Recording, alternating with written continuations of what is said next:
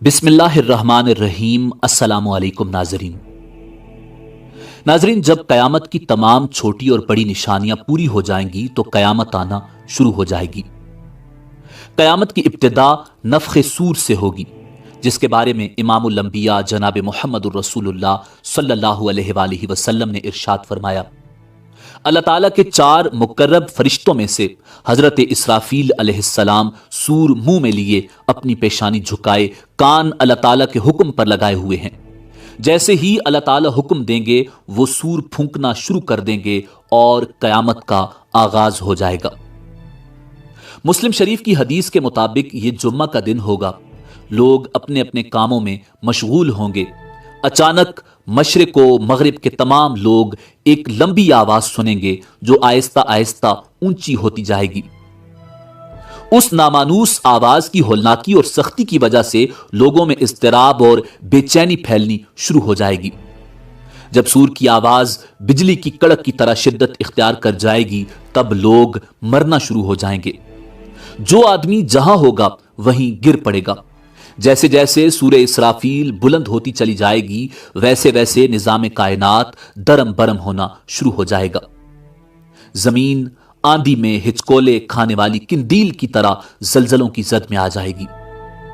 پہاڑ گرد و غبار بن کر اڑنے لگیں گے، سمندروں میں آگ بھڑک اٹھے گی، آسمان پھٹ جائے گا، سورج چاند اور ستارے بے نور ہو جائیں گے، تمام زیرو مخلوق انسان جن اور فرشتے فنا ہو جائیں گے، حتیٰ کہ ملک الموت بھی اپنی روح اللہ تعالیٰ کے حوالے کر دیں گے۔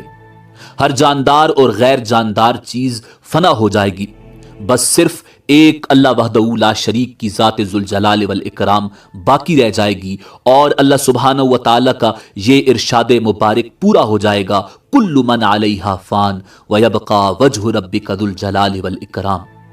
ہر چیز جو اس زمین پر ہے فنا ہونے والی ہے اور صرف تیرے رب ذوالجلال والاکرام کی ذات ہی باقی رہنے والی ہے۔ جب ہر چیز فنا ہو جائے گی تو اللہ سبحانہ و تعالی اعلان فرمائیں گے، این الجبارون این المتکبرون لمن الملک اليوم۔ دنیا میں جبار بننے والے کہاں ہیں؟ دنیا میں متکبر بننے والے کہاں ہیں؟ آج کے روز بادشاہی کس کی ہے؟ طویل سناٹے کے بعد اللہ سبحانہ و تعالی خود ہی اس سوال کا جواب ارشاد فرمائیں گے، للہ الواحد القہار۔ آج کے روز بادشاہت صرف اللہ واحد اور قہار کی ہے۔ مسلم شریف کی حدیث کے الفاظ یوں ہیں، انا الملک این الجبارون المتکبرون۔ میں ہوں بادشاہ، کہاں ہیں دنیا کے جبار اور متکبر؟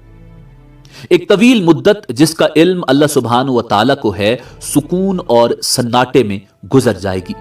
پھر جب اللہ تعالیٰ چاہیں گے نئے سرے سے آسمان، زمین اور فرشتوں کو پیدا فرمائیں گے۔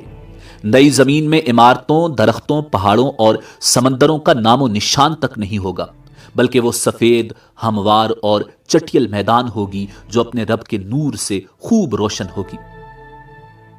انسانوں کو دوبارہ پیدا کرنے کے لیے آسمان سے ایک بارش نازل ہوگی جس کے نتیجے میں ہر انسان کی ریڑھ کی ہڈی سے پورا انسانی ڈھانچہ تیار ہو جائے گا اور اس پر گوشت پوست بھی چڑھا دیا جائے گا۔ اس کے بعد جناب اسرافیل علیہ السلام کو دوسری مرتبہ سور پھونکنے کا حکم دیا جائے گا اور تمام انسان ننگے پاؤں، ننگے بدن اور بے ختنہ اٹھ کھڑے ہوں گے جس طرح ماں کے پیٹ سے پیدا ہوئے تھے، اور اللہ تعالیٰ کا یہ فرمان بھی پورا ہو جائے گا کہ تم لوگ فردن فردن ہمارے پاس حاضر ہوگے جس طرح ہم نے پہلی مرتبہ تمہیں پیدا کیا تھا۔ سب سے پہلے امام الانبیاء جناب محمد الرسول اللہ صلی اللہ علیہ وآلہ وسلم اپنی قبر انور سے اٹھیں گے، پھر حضرت عیسیٰ علیہ نبینا علیہ السلام اور دیگر انبیاء کرام، شہداء، صلحاء، فضلاء اور اہل ایمان اٹھیں گے، پھر فساق، فجار اور پھر کفار و مشرکین۔ قبروں سے کافر، مشرک، فاسق اور فاجر لوگ اپنے اپنے اعمال کے مطابق اٹھیں گے۔ کوئی اندھا، کوئی بہرا، کوئی لنگڑا، کوئی چونٹی کی شکل میں اور کوئی سر کے بل اٹھے گا۔ کافر اس غیر متوقع زندگی کے مناظر دیکھ کر شدید خوف اور دہشت کی کیفیت میں مبتلا ہوں گے۔ आंखें पत्थराई होंगी, दिल कांप रहे होंगे, कलेजे मुंह को आए होंगे। कोई गमगुसार और मददगार नहीं होगा, ना ही कोई किसी दूसरे की तरफ देखने या ध्यान देने वाला होगा। अहले ईमान भी अपने अपने ईमान और अमाल के मुताबिक कब्रों से उठेंगे। शहीद अपनी शहादत के ताजा बहते हुए खून के साथ उठेगा। हालत एहराम में फौत होने वाला हाजी तलबिया पुकारते हुए उठेगा, लब्बैक अल्लाहुम्मा लब्बैक, लब्बैक ला शरीक लक लब्बैक, इन्नल हम्द वन निअमत लक वल मुल्क ला शरीक लक। अहले ईमान के लिए दोबारा जिंदगी खिलाफ तवक्को नहीं होगी, लिहाजा उन पर खौफ और दहशत की वो कैफियत तारी नहीं होगी जो कुफ्फार और मुशरिकीन पर होगी। कब्रों से उठते ही हर इंसान पर दो फरिश्ते मुकर्रर कर दिए जाएंगे जो उसे मैदान हशर में पहुंचा देंगे। याद रहे कि मुल्क शाम का इलाका मैदान हशर होगा। लोगों को अपनी अपनी कब्रों से उठकर वहीं पहुंचना होगा। कुफ्फार में से जो लोग अपनी कब्रों से अंधे उठेंगे वो ठोकरें खाते गिरते पड़ते वहां पहुंचेंगे। जो लोग चूंटियों के जिस्म में उठेंगे वो लोगों के पांव तले रोंदे और कुचले जा रहे होंगे, और जो लोग सर के बल उठेंगे वो इंतहाई जिल्लत और रुसवाई के साथ ये सफर तय करेंगे। बाज काफिरों को आग हाँक कर मैदान हशर में ले जाएगी। काफिर जहां कहीं थक हार कर रुकेंगे आग भी रुक जाएगी, और जहां चलेंगे आग भी उनके साथ चलना शुरू कर देगी। अहले ईमान भी अपने अपने अकायद और आमाल के मुताबिक मैदान हशर में पहुंचेंगे। बाज लोग पैदल पहुंचेंगे, बाज लोग ऊंटों पर सवार होंगे। किसी ऊंट पर एक, किसी ऊंट पर दो, किसी पर चार, हत्ता के 10-10 आदमी भी एक ऊंट पर सवार होंगे। सारी मखलूक चुपचाप दम सादे एक ही सिमत रवां दवा होगी। किसी को ऊंची सांस लेने की भी मजाल नहीं होगी। हर आदमी को एहसास होगा कि आज इम्तिहान जिंदगी का नतीजा निकलने वाला है।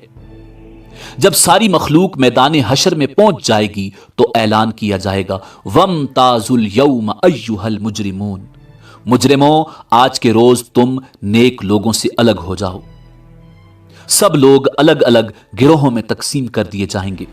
सूरज की परस्तिश करने वालों का गिरोह, सितारों की परस्तिश करने वालों का गिरोह, आग की परस्तिश करने वालों का गिरोह, बुतों की परस्तिश करने वालों का गिरोह, कब्रों की परस्तिश करने वालों का गिरोह, मुनाफिकों का गिरोह, मुर्तदों का गिरोह एक तरफ, और दूसरी तरफ ईमानदारों को उनके अकायद और आमाल के मुताबिक अलग अलग गिरोहों में तकसीम किया जाएगा।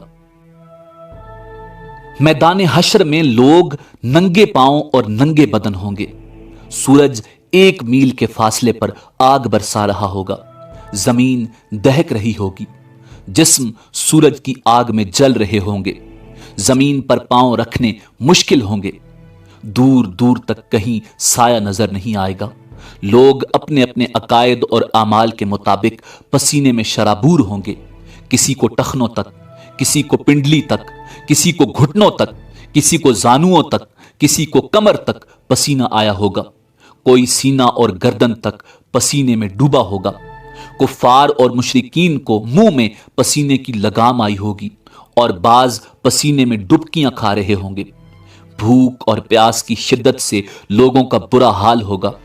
भूख, प्यास और शदीद गर्मी की हालत में लोग 50,000 साल तक खड़े रहेंगे और तंग आकर अल्लाह ताला से दुआ करेंगे, या अल्लाह हमें इस मुसीबत से निजात दिला, खा जहन्नुम में भेज दे।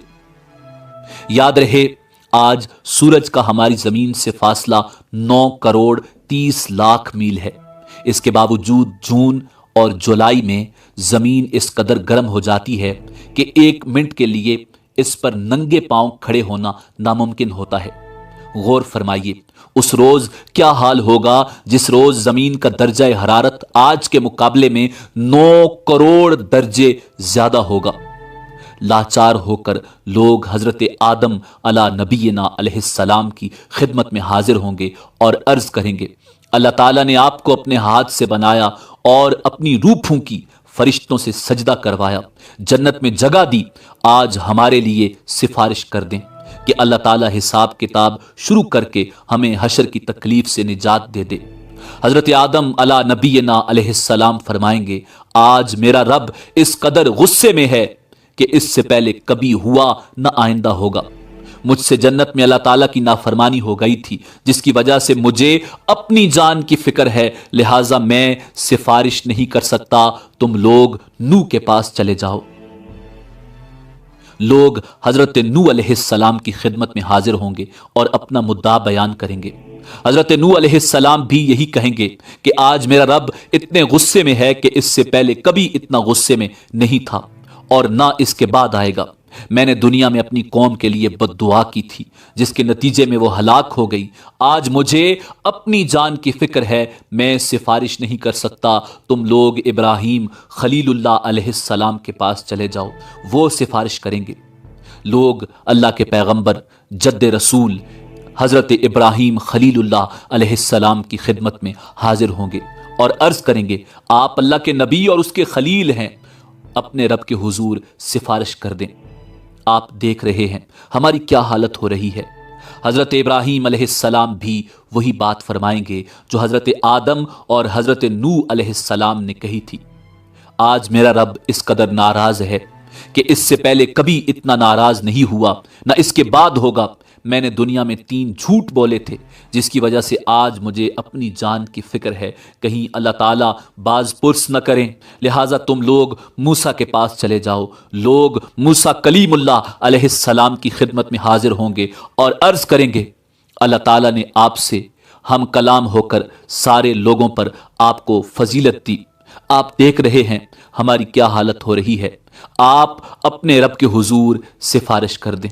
حضرت موسیٰ علیہ نبینا علیہ السلام فرمائیں گے آج تو میرا رب اس قدر غصے میں ہے کہ اس سے پہلے کبھی نہ ہوا اور نہ بعد میں ہوگا۔ میں نے دنیا میں ایک آدمی کو قتل کیا تھا جس کی وجہ سے مجھے اپنی جان کی فکر ہے، لہٰذا میں سفارش نہیں کر سکتا، تم لوگ عیسیٰ کے پاس چلے جاؤ۔ لوگ اللہ کے پیغمبر حضرت عیسیٰ روح اللہ علیہ السلام کی خدمت میں حاضر ہوں گے اور عرض کریں گے آپ اللہ کے رسول ہیں اور اس کا فرمان ہے کہ اللہ کی روح ہیں، آپ دیکھ رہے ہیں ہماری کیا حالت ہو رہی ہے، اپنے رب سے ہمارے لیے سفارش کر دیں۔ حضرت عیسیٰ روح اللہ علیہ السلام بھی وہی جواب دیں گے کہ آج میرا رب اس قدر غصے میں ہے کہ اس سے پہلے کبھی نہ ہوا اور نہ آئندہ ہوگا۔ تم لوگ محمد ابن عبداللہ علیہ تحیت و ثنا کی خدمت میں حاضر ہو جاؤ، وہ تمہاری سفارش کریں گے۔ لوگ سید الانبیاء رحمت للعالمین شفیع المسلمین کی خدمت میں حاضر ہوں گے اور عرض کریں گے آپ اللہ کے رسول اور خاتم الانبیاء ہیں، اللہ نے آپ کے اگلے پچھلے سارے گناہ معاف فرما دیے ہیں، آپ دیکھ رہے ہیں ہماری کیا حالت ہو رہی ہے، اپنے رب کے حضور سفارش کر دیجئے کہ وہ ہمارے حساب کتاب کا آغاز فرمائے۔ رسول رحمت صلی اللہ علیہ وآلہ وسلم فرمائیں گے ہاں آج کے روز سفارش کے لائق میں ہی ہوں۔ چنانچہ آپ صلی اللہ علیہ وآلہ وسلم کو میدان حشر سے شفاعت کے بلند ترین مقام محمود پر پہنچا دیا جائے گا جو جنت میں عرش الہی کے نیچے ہوگا۔ وہاں پہنچ کر آپ صلی اللہ علیہ وآلہ وسلم اپنے رب کے حضور سجدہ میں گر پڑیں گے اور اللہ تعالیٰ کی حمد و ثنا بیان کریں گے۔ پھر جب اللہ تعالیٰ کا غصہ کم ہوگا تو خالق کائنات ارشاد فرمائے گا اے محمد سر اٹھاؤ اور سوال کرو دیے جاؤ گے، سفارش کرو قبول کی جائے گی۔ یہی شفاعت کبریٰ ہوگی۔ شفاعت کبریٰ کی منظوری کے بعد رسول اکرم صلی اللہ علیہ وآلہ وسلم مقام محمود سے میدان حشر میں واپس تشریف لائیں گے۔ اس کے بعد حق تعالی فرشتوں کی میت میں میدان حشر میں نزول اجلال فرمائیں گے۔ فرشتے زمین کے دور و نزدیک کناروں پر صف بستہ کھڑے ہوں گے۔ 8 فرشتوں نے اللہ تعالیٰ کا عرش تھام رکھا ہوگا۔ عدالت الہی قائم ہو جائے گی۔ ملائکہ، انبیاء، اولیاء اور صلحاء کو بطور گواہ طلب کر لیا جائے گا۔ فرشتوں کو حکم ہوگا کہ وہ لوگوں میں ان کے نامہ اعمال تقسیم کر دیں۔ اہل ایمان کو سامنے سے اور دائیں ہاتھ میں نامہ اعمال دیا جائے گا اور کفار و مشرکین کو پشت کی طرف سے بائیں ہاتھ میں نامہ اعمال دیا جائے گا۔ नामा अमाल पर नजर डालते ही हर आदमी के सामने उसकी सारी जिंदगी पेश हो जाएगी। भूले बिसरे माजी की सारी यादें ताजा हो जाएंगी। अहले ईमान के रोशन चेहरे कुछ और भी रोशन और तरोताजा हो जाएंगे और वो खुशी खुशी दूसरों को अपना अमालनामा दिखाएंगे और कहेंगे, हा उमुक़रऊ किताबिया, लोगो आओ मेरा नामा अमाल पढ़ो। कुफार और मुशरिकीन के चेहरों की स्याही में और भी कुछ इजाफा हो जाएगा। जिल्लत उनके चेहरों पर छा जाएगी। हसरत व निदामत से वो अपने हाथों को चबाएंगे और कहेंगे, काश मैं अपना नामा अमाल न देखता। या लैतनी लम ऊता किताबिया, मैं अपना नामा अमाल न देखता, मुझे अपना नामा अमाल न दिया जाता। वलम अदरी मा हिसाबिया, और काश मैं ना जानता कि मेरा हिसाब क्या है। कुफ्फार और मुशरिकीन बार बार अपने नामा अमाल को देखेंगे और ताज्जुब से कहेंगे कि ये कैसा अजीबो गरीब नामा अमाल है जिसमें हर छोटा बड़ा अमल लिखा हुआ मौजूद है। या वैलता माली हादल किताबी ला युगादिरु सगीरतन वला कबीरतन इल्ला अहसाहा, हाय हमारी कमबख्ती, ये नामा अमाल कैसा है, कोई छोटे से छोटा या बड़े से बड़ा अमल ऐसा नहीं जो इसमें शामिल ना हो। अमालनामों की तकसीम के बाद सवाल और जवाब का सिलसिला शुरू होगा। अल्लाह सुब्हानो व तआला जिस से चाहेंगे बगैर किसी तर्जुमान के बराह रास्त सवाल करेंगे। सबसे पहले मुशरिकों से पूछा जाएगा कि उन्होंने शिर्क क्यों किया। मुशरिक इनकार कर देंगे और अल्लाह ताला की कसम खाकर कहेंगे, हमने तो कभी शिर्क नहीं किया। वल्लाहि रब्बिना मा कुन्ना मुशरिकीन, अल्लाह ताला किरामन कातिबीन को गवाही के लिए बुलाएंगे। वो मुशरिकों के शिर्क की गवाही देंगे, लेकिन मुशरिक फिर इनकार कर देंगे। शिर्क से भरपूर किरामन कातिबीन का तैयार किया हुआ नामा अमाल उनके सामने रख दिया जाएगा। मुशरिक उससे भी इनकार कर देंगे। फिर उस दौर के अंबिया, उलमा और औलिया को गवाही के लिए बुलाया जाएगा, तो वो उनके शिर्क की गवाही देंगे, लेकिन मुशरिक उससे भी इनकार कर देंगे। फिर कब्र या मिज़ार की वो जगह जहां शिर्क किया जाता था गवाही के लिए लाई जाएगी, वो भी मुशरिकों के शिर्क की गवाही देगी, लेकिन मुशरिक उसका भी इनकार कर देंगे और अल्लाह ताला से मुखातिब होकर कहेंगे, या अल्लाह, क्या तूने अपने बंदों को जुल्म से पनाह नहीं दी। अल्लाह ताला इरशाद फरमाएंगे, हाँ मैंने अपने बंदों को जुल्म से पनाह दी है। मुशरिक कहेंगे, आज हम अपनी जात के अलावा किसी दूसरे की गवाही को तस्लीम नहीं करेंगे। अल्लाह ताला उनकी जबानों पर मोहर लगा देंगे और उनके आज़ा को बोलने का हुक्म देंगे। तब मुशरिकों के आज़ा गवाही देंगे कि हाँ वाकई ये शिर्क करते थे, और यूं उन पर जहन्नुम वाजिब हो जाएगी। मुशरिक अपने आज़ा को लान तान करेंगे कि हम तो तुम्हें जहन्नुम से बचाने की कोशिश कर रहे थे। जवाब में आज़ा कहेंगे, जिस अल्लाह ने तुम्हें कुव्वत गोयाई अता फरमाई है उसने हमें बोलने का हुक्म दिया था, हम कैसे इनकार कर सकते थे। एक मुनाफिक से अल्लाह ताला सवाल करेंगे, क्या मैंने तुझे दुनिया में इज्जत, हुकूमत, अहलो अयाल और मालो दौलत नहीं दिया था। वो अर्ज करेगा, क्यों नहीं या अल्लाह, सब कुछ दिया था। अल्लाह ताला दूसरा सवाल पूछेंगे, क्या तुझे यकीन था कि कयामत आएगी और अल्लाह ताला के सामने जवाबदेही होगी। मुनाफिक कहेगा, हाँ या रब, मुझे यकीन था, मैंने तेरा कलमा पढ़ा, तेरी किताब पर ईमान लाया, तेरे रसूल पर ईमान लाया, नमाज पढ़ी, रोजे रखे, ज़कात दी। मुनाफिक अपनी तारीफें करने में पूरा जोर बयान सर्फ कर देगा। अल्लाह ताला इरशाद फरमाएंगे, अच्छा जरा ठहरो, हम कुछ और गवाह लाते हैं। मुनाफिक अपने दिल में सोचेगा कि मैं तो मुसलमानों के साथ मिलकर नमाज रोजा करता रहा, आज मेरे खिलाफ गवाही कौन देगा। अल्लाह ताला उसके मुंह पर मोहर लगा देंगे और उसकी रान को बोलने का हुक्म देंगे। चुनाचे उसकी रान, उसके बदन का गोश्त, उसके बदन की हड्डियां और उसके जिस्म का रुआं रुआं उसके निफाक की गवाही देगा कि एक तरफ तो ये नमाज रोजा करता रहा और दूसरी तरफ कुफ्फार से दोस्ती पर नाजा था और उनके मफादात का तहफ़्फ़ुज़ करता रहा, मुसलमानों को धोखा देता रहा और उनसे गद्दारी करता रहा। अल्लाह ताला उस पर सख्त गज़बनाक होंगे और उस पर जहन्नुम वाजिब हो जाएगी। अहले ईमान से सवाल व जवाब का अंदाज बिल्कुल मुख्तलिफ होगा। ایک مومن آدمی کو اللہ تعالیٰ اپنے قریب بلا کر اس پر اپنا دامن رحمت ڈال دیں گے اور سوال کریں گے تو نے فلاں گناہ کیا تھا، تو نے فلاں گناہ کیا تھا؟ مومن عرض کرے گا ہاں یا اللہ کیا تھا۔ اللہ تعالیٰ اس کے ایک ایک گناہ کے بارے میں سوال کریں گے اور وہ اقرار کرتا چلا جائے گا اور سوچے گا کہ اب تو وہ ضرور ہلاک ہو جائے گا۔ آخر میں اللہ تعالیٰ ارشاد فرمائیں گے میں نے تیرے گناہوں پر دنیا میں بھی پردہ ڈالا ہوا تھا اور آج بھی پردہ ڈال رہا ہوں، اور اسے جنت میں بھیج دیا جائے گا۔ افراد کے علاوہ انبیاء اور رسل کی تکذیب کرنے والی اقوام سے بھی سوال و جواب ہوں گے۔ قوم نوح سے سوال ہوگا تم نے پیغمبر کی تکذیب کیوں کی؟ اور وہ حضرت نوح علیہ السلام اور ان کی دعوت کا انکار کریں گے۔ اللہ تعالیٰ حضرت نوح علیہ السلام سے فرمائیں گے نوح اپنے حق میں گواہی لاؤ۔ حضرت نوح علیہ السلام عرض کریں گے میری گواہی امت محمدیہ ہے۔ چنانچہ امت محمدیہ کے علماء، اولیاء اور صلحاء حاضر کیے جائیں گے اور وہ گواہی دیں گے کہ ہاں نوح پیغمبر بنا کر بھیجے گئے تھے اور انہوں نے 950 سال تک حق رسالت ادا کیا۔ قوم نوح کہے گی تم تو ہمارے زمانے میں موجود ہی نہیں تھے، تم یہ گواہی کیسے دے رہے ہو؟ اس پر رسول اکرم صلی اللہ علیہ وآلہ وسلم کو لایا جائے گا اور وہ اپنی امت کی صداقت کی گواہی دیں گے کہ میری امت نے قرآن مجید کی روح سے بالکل سچی گواہی دی ہے۔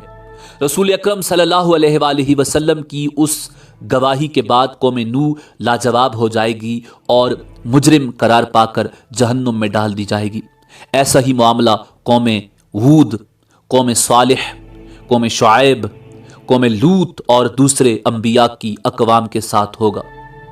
جرم ثابت ہونے کے بعد کافر بارگاہ الہی میں درخواست کریں گے اے ہمارے رب، ہم نے سب کچھ دیکھ اور سن لیا، بس ایک دفعہ ہمیں دنیا میں واپس بھیج دے، ہم ضرور نیک عمل کریں گے۔ ارشاد ہوگا یہ ممکن نہیں، اب تو تمہیں اپنے کرتوتوں کا ہمیشہ ہمیشہ کے لیے مزہ چکھنا ہوگا۔ کفار دوسری درخواست یہ کریں گے یا اللہ ہماری گمراہی کے ذمہ دار ہمارے پیشوا اور لیڈر ہیں، انہیں ہماری نسبت دوہرا عذاب دیا جائے۔ ارشاد ہوگا تمہارا یہ عذر بھی قابل سماعت نہیں، گمراہ ہونے والوں کو گمراہ ہونے کا عذاب دیا جائے گا اور گمراہ کرنے والوں کو گمراہ کرنے کا عذاب دیا جائے گا۔ اپنی اپنی جگہ تم دونوں ہی مجرم ہو، دونوں کو اپنے اپنے کیے کی سزا ملے گی۔ حشر میں اس قسم کے سوال و جواب کے علاوہ دیگر اعمال کا حساب کتاب بھی ہوگا۔ حقوق اللہ میں سے نماز کا حساب سب سے پہلے ہوگا۔ جو آدمی نماز کے حساب میں کامیاب رہا انشاءاللہ باقی اعمال میں بھی کامیاب رہے گا، اور جو نماز کے حساب میں ناکام رہا وہ باقی اعمال میں بھی ناکام رہے گا۔ ارشاد نبوی صلی اللہ علیہ وآلہ وسلم ہے نماز جنت کی کنجی ہے۔ حقوق العباد میں سے سب سے پہلے قتل کا حساب لیا جائے گا، اس کے بعد دوسرے اعمال کا۔ مقتول کو قاتل سے، مظلوم کو ظالم سے، مجبور کو جابر سے، محکوم کو حاکم سے اس کا حق دلوایا جائے گا۔ اللہ تعالیٰ فرمائے گا میں بادشاہ ہوں اور حقوق دلوانے والا ہوں، آج کوئی جہنمی اس وقت تک جہنم میں نہیں جا سکتا جب تک کسی جنتی کو اس کا حق نہ دلوا دوں، اور کوئی جنتی اس وقت تک جنت میں نہیں جا سکتا جب تک کسی جہنمی کو اس کا حق نہ دلوا دوں۔ چھوٹے سے چھوٹے ظلم اور معمولی سے معمولی زیادتی کا حق بھی اللہ تعالیٰ حقدار کو دلوا کر چھوڑیں گے۔ اگر کسی نے پیلو کی ٹہنی کے برابر کسی کا حق غصب کیا ہوگا یا کسی کی بے عزتی کی ہوگی تو اللہ تعالیٰ اس کا بدلہ بھی دلوائیں گے۔ اگر کسی نے کسی جانور پر ظلم کیا اور زیادتی کی ہوگی تو اس جانور کا بدلہ بھی اللہ تعالیٰ لے کے چھوڑیں گے۔ حتیٰ کہ اگر کسی جانور نے کسی جانور پر ظلم کیا ہوگا تو ان جانوروں کو بھی ایک دوسرے سے حقوق دلوانے کے لیے زندہ کیا جائے گا اور مظلوم جانور کو ظالم جانور سے بدلہ دلوایا جائے گا، اس کے بعد انہیں دوبارہ مرنے کا حکم دیا جائے گا۔ بدلہ یا حقوق کی ادائیگی نیکیوں کے ساتھ ہوگی۔ ظالم نے مظلوم پر جتنا ظلم کیا ہوگا اس کے برابر اس کی نیکیاں لے کر مظلوم کو دی جائیں گی۔ اگر ظالم کے نامہ اعمال میں نیکیاں نہیں ہوں گی تو پھر مظلوم کے گناہ ظالم کے سر پر ڈال دیے جائیں گے۔ حقوق لینے اور دینے کے بعد تمام انسانوں کے نامہ اعمال اپنی آخری شکل میں وزن ہونے کے لیے تیار ہو جائیں گے اور اتمام حجت کے لیے میزان قائم کیا جائے گا۔ میزان میں جن لوگوں کی نیکیوں کا پلڑا بھاری ہوگا وہ کامیاب قرار پائیں گے اور جنت میں جائیں گے، اور جن کی برائیوں کے پلڑے بھاری ہوں گے وہ جہنم میں جائیں گے۔ بعض لوگوں کے میزان میں ایک نیکی کی زیادتی یا ایک نیکی کی کمی ان کے جنتی یا جہنمی ہونے کا فیصلہ کر دے گی، اور کہا جاتا ہے کہ ہر شخص کے اعمال تلنے پر ایک فرشتہ اعلان کرے گا کہ فلاں ابن فلاں کامیاب ہوا یا فلاں ابن فلاں ناکام ہوا۔ لوگوں کے نامہ اعمال کا وزن ان کے ایمان اور عقیدہ کے مطابق ہوگا۔ کفار، مشرکین، مرتدین اور منافقین کے ڈھیروں نیک اعمال کا وزن ذرہ برابر نہیں ہوگا، جبکہ ایک مومن آدمی کے نامہ اعمال میں 99 گناہوں سے بھرے ہوئے رجسٹر ہوں گے۔ اللہ تعالیٰ کے سوالوں کے جواب میں وہ اپنے گناہوں کا اعتراف کرے گا۔ اللہ تعالیٰ فرمائیں گے اس کے اعمال میزان میں تولے جائیں، نیکیوں کے پلڑے میں ایک چھوٹا سا کاغذ رکھ دیا جائے گا جس پر کلمہ توحید لکھا ہوگا۔ وہی کلمہ توحید اس کے گناہوں سے بھرے 99 رجسٹروں پر بھاری ہو جائے گا اور وہ جنت میں چلا جائے گا۔ میزان ان 3 جگہوں میں سے ایک ہے جس کے بارے میں اللہ تعالیٰ کے رسول امام الانبیاء جناب محمد الرسول اللہ صلی اللہ علیہ وآلہ وسلم نے ارشاد فرمایا کہ وہاں کوئی آدمی کسی دوسرے آدمی کو یاد نہیں کرے گا، نہ اس کی مدد کرے گا، نہ اس کے کام آئے گا۔ اگر کسی آدمی کی ایک نیکی میزان میں کم ہو گئی تو سارے میدان حشر میں کوئی بھی اسے ایک نیکی دینے کے لیے تیار نہیں ہوگا، نہ بیٹا، نہ بیٹی، نہ بیوی، نہ کوئی دوست، نہ کوئی پیر و مرشد، نہ کوئی رشتہ دار، بلکہ سب ایک دوسرے سے دور بھاگیں گے۔ سب سے آخری اور مشکل ترین مرحلہ صراط کا ہوگا۔ ہر آدمی کو پل صراط سے ہی گزر کر جنت میں جانا ہوگا۔ پل صراط بال سے باریک اور تلوار کی دھار سے زیادہ تیز ہوگا، جسے جہنم کے اوپر رکھا جائے گا اور لوگوں کو اس سے گزرنے کا حکم دیا جائے گا۔ گزرنے سے پہلے پورے میدان حشر میں ہر طرف مکمل تاریکی اور اندھیرا چھا جائے گا۔ ہر آدمی کو اس کے عقیدہ اور اعمال کے مطابق صراط سے گزرنے کے لیے نور دیا جائے گا۔ اہل ایمان کو 2 نور کی مشلیں دی جائیں گی، بعض کو ایک مشل دی جائے گی، بعض لوگوں کو ٹمٹماتے چراغ کی روشنی دی جائے گی، حتیٰ کہ سب سے کم درجہ اس شخص کا ہوگا جس کے پاؤں کے انگوٹھے پر روشنی ہوگی۔ اہل ایمان پل صراط سے گزرتے ہوئے اللہ تعالیٰ سے دعا مانگیں گے، ربنا اتمم لنا نورنا واغفر لنا انک علی کل شیء قدیر۔ اے ہمارے پروردگار، ہمارا نور آخر دم تک قائم رہے، ہمیں بخش دے، بے شک تو ہر چیز پر قادر ہے۔ بعض اہل ایمان بجلی کی تیزی کے ساتھ پل صراط عبور کریں گے، بعض ہوا کی تیزی کے ساتھ، بعض تیز رو گھوڑوں کی رفتار سے اور بعض اونٹوں کی رفتار سے عبور کریں گے۔ بعض لوگ دوڑتے ہوئے، بعض لوگ عام چال سے اور بعض سست روح ہوں گے، بعض گرتے پڑتے، ٹھوکریں کھاتے اور زخمی ہوتے عبور کریں گے۔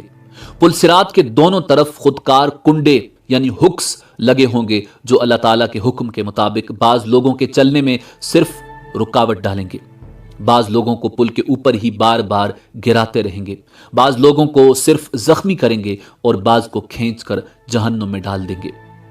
کچھ لوگ چند قدم ہی چلیں گے تو انہیں جہنم میں گرا دیا جائے گا، بعض لوگ کچھ فاصلہ طے کر لیں گے تو جہنم میں گرا دیے جائیں گے، بعض لوگ نصف فاصلہ طے کرنے کے بعد گرائے جائیں گے، بعض صراط عبور کرنے کے قریب ہوں گے تو گرا دیے جائیں گے۔ انسان کے اعمال صالحہ صراط پر نہ صرف نور مہیا کریں گے بلکہ انسان کی حفاظت بھی کریں گے، اور کہا جاتا ہے کہ قربانی کے جانور سواریوں کا کام دیں گے۔ صراط سے گزرنے کا منظر اس قدر ہولناک ہوگا کہ کسی کی زبان سے کوئی بات نہیں نکلے گی، صرف انبیاء کرام کی زبان سے یہ آواز سنائی دے گی، رب سلم رب سلم، یا اللہ ہمیں بچا لے، یا اللہ ہمیں بچا لے۔ صراط سب سے پہلے رسول کریم نبی محتشم صلی اللہ علیہ وآلہ وسلم اور آپ کی امت عبور کرے گی، بعد میں دیگر انبیاء اور ان کی امتیں عبور کریں گی۔ صراط عبور کرنے کے بعد تمام اہل ایمان پل صراط کے آخری حصے میں روک لیے جائیں گے۔ اور جن مسلمانوں کے درمیان کوئی غلط فہمی یا گلا شکوہ، غصہ یا ناراضگی ہوگی وہ دور کی جائے گی۔ جب سارے اہل ایمان مکمل طور پر پاک اور صاف ہو جائیں گے تب انہیں جنت میں داخل ہونے کی اجازت دی جائے گی۔ نبی کریم رؤوف الرحیم امام الانبیاء جناب محمد الرسول اللہ صلی اللہ علیہ وآلہ وسلم جنت کے دروازے پر تشریف لائیں گے۔ دروازہ کھلے گا، آپ اپنی امت سمیت جنت میں قدم رنجا فرمائیں گے۔ جنت میں داخل ہونے کے بعد آپ کو اپنی امت کی فکر لاحق ہوگی۔ آپ اپنی امت کا حال دریافت فرمائیں گے۔ جب آپ کو معلوم ہوگا کہ بے شمار امتی جہنم میں ہیں تو آپ اللہ کے حضور سجدہ میں گر پڑیں گے، اللہ تعالیٰ کی حمد و ثنا کر کے سفارش کی اجازت طلب کریں گے۔ طویل مدت سجدہ میں گزارنے کے بعد حکم ہوگا، اے محمد جاؤ، آپ کی امت میں سے جن کے دل میں جو کے دانے کے برابر ایمان ہے انہیں جہنم سے نکال کر جنت میں داخل کر دو۔ رسول کریم صلی اللہ علیہ وآلہ وسلم فرشتوں کو لے کر اپنی امت کے برگزیدہ افراد کے ساتھ جہنم کے کنارے تک جائیں گے اور فرمائیں گے، اپنے اپنے اعزاء و اقارب اور اپنی اپنی جان پہچان کے افراد کی نشانی بتاؤ تاکہ فرشتے انہیں نکال لائیں۔ چنانچہ ایسے لوگ جن کے دل میں جو کے دانے کے برابر ایمان ہوگا جہنم سے نکال کر جنت میں لے جائیں گے۔ اس وقت آپ صلی اللہ علیہ وآلہ وسلم کی امت اہل جنت کا 1/4 ہوگی۔ آپ کی سفارش دیکھ کر دیگر انبیاء کرام بھی اپنی اپنی امتوں کی سفارش کریں گے۔ امت محمدیہ کے شہداء، علماء، اولیاء اور صلحاء کو بھی شفاعت کی اجازت دی جائے گی اور وہ بھی اپنے اپنے اعزاء و اقارب اور جان پہچان کے لوگوں کی سفارش کر کے انہیں جہنم سے نکلوا کر جنت میں لے جائیں گے۔ رسول کریم صلی اللہ علیہ وآلہ وسلم جنت میں واپس پہنچ کر پھر امت کے بارے میں سوال کریں گے، اب میری امت میں سے کتنے آدمی جہنم میں باقی ہیں؟ آپ کو بتایا جائے گا کہ ابھی تو ہزارہ تعداد میں لوگ جہنم میں ہیں۔ آپ پھر سفارش کے لیے سجدہ میں گر پڑیں گے۔ اذن شفاعت ملے گا کہ آپ کی امت کے وہ افراد جن کے دل میں چونٹی یا رائی کے برابر ایمان ہے انہیں بھی نکال لاؤ۔ آپ حسب سابق امت کے علماء و اولیاء صلحاء کو ساتھ لے کر جہنم کے کنارے پہنچیں گے اور رائی کے برابر ایمان والوں کو جہنم سے نکال کر جنت میں لے جائیں گے۔ تب آپ کی امت اہل جنت کی 1/3 ہو جائے گی۔ آپ پھر استغفار فرمائیں گے، میری امت کے کتنے افراد ابھی جہنم میں ہیں؟ آپ کو بتایا جائے گا ابھی تو ہزاروں امتی جہنم میں ہیں۔ آپ اذن شفاعت کے لیے پھر سجدہ ریز ہو جائیں گے، اللہ تعالیٰ کی حمد و ثنا کریں گے۔ آپ کو پھر اذن شفاعت ملے گا کہ چونٹی یا رائی سے کم درجہ کے ایمان والوں کو بھی جہنم سے نکال لاؤ۔ اذن شفاعت ملنے پر آپ پھر فرشتوں کی میت میں اپنی امت کے علماء، فضلاء اور اولیاء و صلحاء کے ساتھ جہنم کے کنارے پہنچیں گے اور امت کے ان افراد کو بھی جہنم سے نکلوائیں گے جن کے دل میں رائی سے بھی کم درجہ کا ایمان ہوگا۔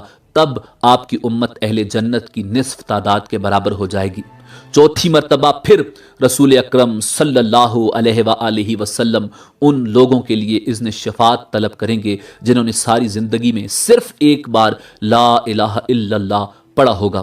اللہ تعالیٰ ارشاد فرمائیں گے، میری عزت، عظمت، جلال اور کبریائی کی قسم، جس نے لا الہ الا اللہ کہا ہے اسے میں خود جہنم سے نکالوں گا۔ چنانچہ آخر میں اللہ تعالیٰ خود ان لوگوں کو جہنم سے نکال کر جنت میں داخل فرمائیں گے جنہوں نے لا الہ الا اللہ کہا ہوگا۔ جنتی لوگ اس آخری گروہ کو اتقاء الرحمن یعنی رحمان کے آزاد کردہ کہہ کر پکاریں گے۔ شفاعت کا سلسلہ جب مکمل ہو جائے گا اور تمام اہل جنت جنت میں داخل ہو جائیں گے، تب اہل جنت میں اپنی اولادوں اور عزیز و اقارب سے ملنے کا تجسس پیدا ہوگا اور وہ ان کے ملنے اور انہیں دیکھنے کی خواہش کا اظہار کریں گے۔ ارشاد باری تعالیٰ ہوگا کہ اولادوں کو ان کے والدین کے ساتھ ملا دیا جائے۔ چنانچہ تمام اہل جنت کے اہل و عیال کو ایک جگہ اکٹھا کر دیا جائے گا۔ اہل جنت کے جنت میں آباد ہو جانے کے بعد اور اہل جہنم کے جہنم میں پہنچنے کے بعد سب کو آواز دی جائے گی، اے اہل جنت جنت کے کنارے پر آ جاؤ، اے اہل جہنم جہنم کے کنارے پر آ جاؤ۔ دونوں فریق جب کناروں پر پہنچیں گے، ایک سفید مینڈا لایا جائے گا جس کے بارے میں سوال کیا جائے گا، اے اہل جنت، اے اہل جہنم، بتاؤ یہ کون ہے؟ کہیں گے یا اللہ یہ موت ہے۔ اس کے بعد اللہ تعالیٰ اس مینڈے کو ذبح کرنے کا حکم دیں گے۔ مینڈے کو ذبح کرنے کے بعد اعلان کر دیا جائے گا، اے جنت والو، تمہارے لیے ہمیشہ ہمیشہ کے لیے جنت ہے، تمہیں کبھی موت نہیں آئے گی، اور اے جہنم والو، تمہارے لیے ہمیشہ ہمیشہ کی جہنم ہے، تمہیں بھی کبھی موت نہیں آئے گی۔ یہ سن کر جنتی لوگ اس قدر خوش ہوں گے کہ اگر خوشی سے مرنا ممکن ہوتا تو جنتی لوگ خوشی سے مر جاتے۔ جہنمی یہ اعلان سن کر اس قدر مغموم ہوں گے کہ اگر غم سے مرنا ممکن ہوتا تو جہنمی لوگ غم سے مر جاتے۔ آخرت کے شدید مصائب و آلام کے مقابلے میں دنیا کے مصائب و آلام نہ صرف عارضی بلکہ بہت ہی کم تر درجے کے ہیں۔ آخرت کی لازوال اور ابدی نعمتوں کے مقابلے میں دنیا کی نعمتیں بالکل عارضی اور کم تر درجے کی ہیں۔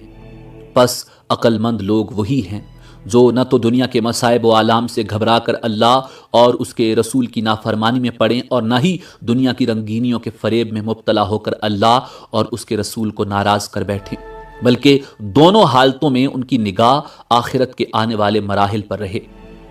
حضور نبی کریم صلی اللہ علیہ وآلہ وسلم سے دریافت کیا گیا، یا رسول اللہ، مومنوں میں سب سے زیادہ عقل مند کون ہے؟ آپ نے ارشاد فرمایا، جو موت کو زیادہ یاد کرتا ہو اور جو موت کے بعد آنے والے وقت کے لیے اچھی طرح تیاری کرتا ہو، وہ سب سے زیادہ عقل مند ہے۔ ناظرین، آخر میں اس بات کی وضاحت ضروری ہے کہ نفخ اولا سے لے کر جنت یا جہنم میں داخل ہونے تک کے تمام واقعات اور مراحل کی ترتیب کا ٹھیک ٹھیک تعین کرنا بہت مشکل ہے۔ اسی امید کے ساتھ اجازت دیجیے کہ آپ کو ہماری ویڈیو پسند آئی ہوگی۔ اللہ رب العزت کے حضور دعا ہے کہ پروردگار عالم ہمیں آخرت کی تیاری کرنے کی توفیق عطا فرمائے۔ دیکھتے رہیے info@adil۔ اللہ رب العزت آپ کا حامی و ناصر ہو۔